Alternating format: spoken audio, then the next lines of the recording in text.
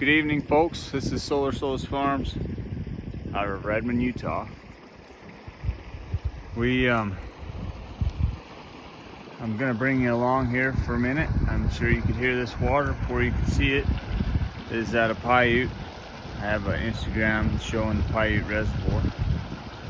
This water comes a long ways in a canal at a quite a bit higher elevation than what is coming out of this pipe here. And this field probably looks familiar to those who just saw my other couple of YouTube videos. This is that alfalfa field that I took the cows and moved them way down here.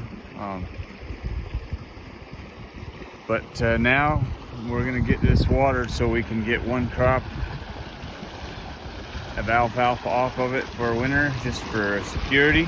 Put a little bit of money in the bank as far as I'm carving in some strings, and we're gonna feed it back where we need it. But I try to do that as little as possible, just so that we can keep the carbon where it belongs. If I had water up here, this is where, like water for the cattle, for stock water, this is where they'd get fed, these hay bales, back through the winter time. And they would, in fact, get fed right along this area this winter. I was talking to my boy when he was out here helping me irrigate the other night about the years and years of taking alfalfa off of this. And let me just tell you the history. This has been primarily alfalfa since I can remember, which I'm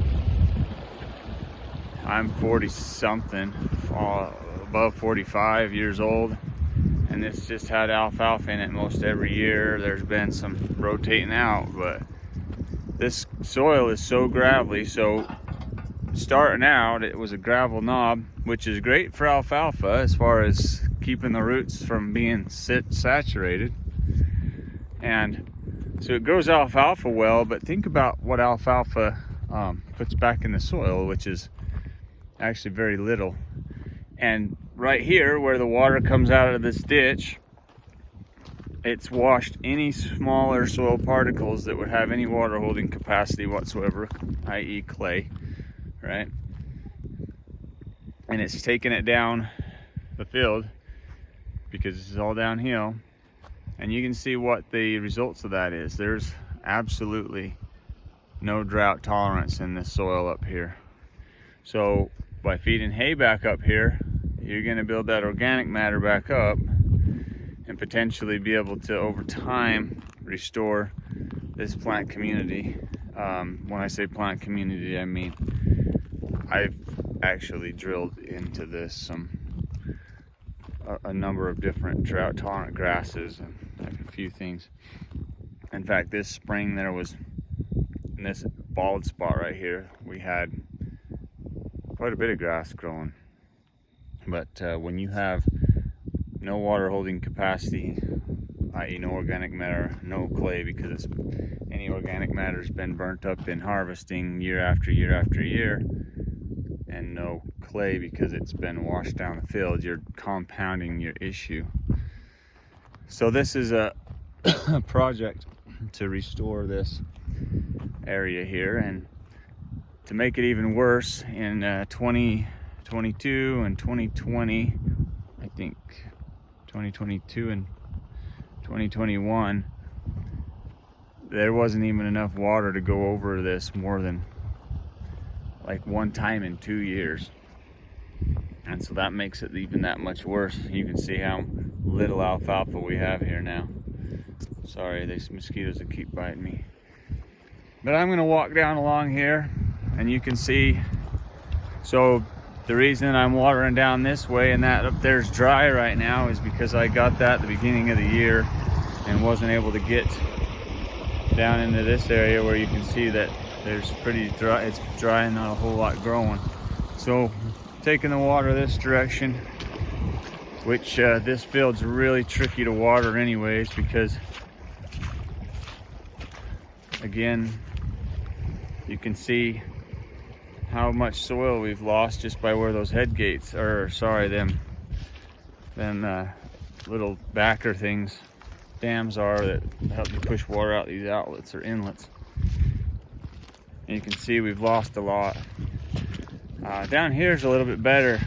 It's the intermediate weight, and the crested has kind of come in on some of these areas, but I've just lost so much soil that ditch, there's just water running over, and I haven't been able to do a lot of ditch V'ing, which is cleaning the ditch out the past couple of years because I don't even have a tractor. So do what I can with what I got, and that's why I grazed it, because I don't have a baler and it was weedy. So anyways, but I've watered most of this here. In fact, there's standing water down at the bottom of this field, but I'm just coming to check to see if where I've been taking water out down here has reached the bottom yet. This is gonna look real good in the next 2 weeks.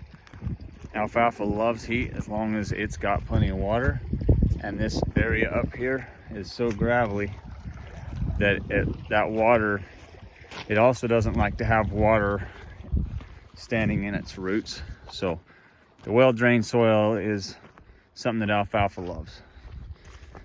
And anyways, man, the mosquitoes are terrible right now.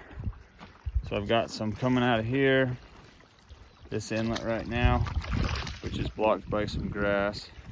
So keep that going. This is how we irrigate the alfalfa here. It's how I irrigate my pastures. So everything's flooded. I actually really enjoy flood irrigation. I don't have to change a sprinkler every day. I can, I'll have this water for 4 days. And I think the mosquitoes up here, they just don't understand the etiquette because they don't see people very often up here. Down in the bottom, there's animals and people a lot more. So they know that the face isn't the place to get, which is kind of weird. It sounds weird, but literally the mosquito colony down here behaves different than the one up here does. These ones love to get in my face, and they hardly ever see anybody either, but there's a good sign. See, this water's getting down. I don't know if you can see that. It's water. We got it. I think I'm going to be able to move to the next couple inlets, and I'll probably not get a lot of sleep tonight. You can see that distinct line there.